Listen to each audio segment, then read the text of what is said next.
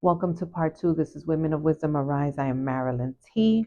In part one, we were discussing the spirit of Leviathan, spirit of pride, spirit of fear, and that these are all um, webs that the enemy, strategically, very subtly spits out, right?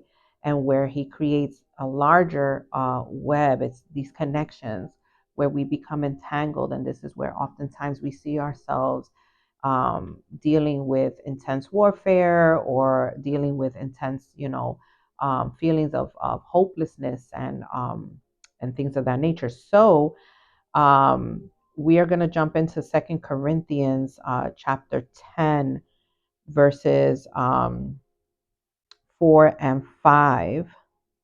Okay, where it says, we use God's mighty weapons, not worldly weapons, to knock down the strongholds of human reasoning and to destroy false arguments. Verse 5, we destroy every proud obstacle that keeps people from knowing God. We capture their rebellious thoughts and teach them to obey Christ.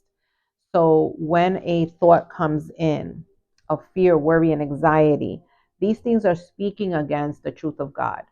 And sometimes our human logic can do that.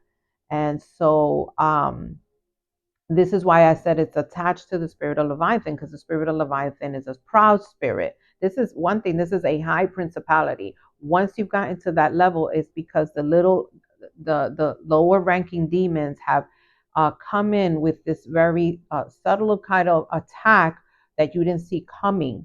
And so when you accept X, Y, and Z, right, that came in very slowly, it opened up the path for a higher principality to come in and take dominion. And that's where you see that it's oppressive, it's struggling, right? And what happens with Leviathan is against, it's proud, it's against the truth of God. You can't hear it, you can't see it, and you will not speak it. So that's the core of this spirit, what it wants to do, to take dominion over your senses. So you don't have the mind of Christ. You cannot accept, you can't praise, you can't pray. This is the way they do that. So I'm sharing this so to help you dismantle that through the word. So then we're gonna go into I just wanted to go real quick because I just thought that it was crazy how this connected. Unforgiveness is pride. And so in Second Corinthians chapter 2, verse 10 and verses 11, Paul is talking about how that is a way, forgiveness is a way to dismantle the enemy.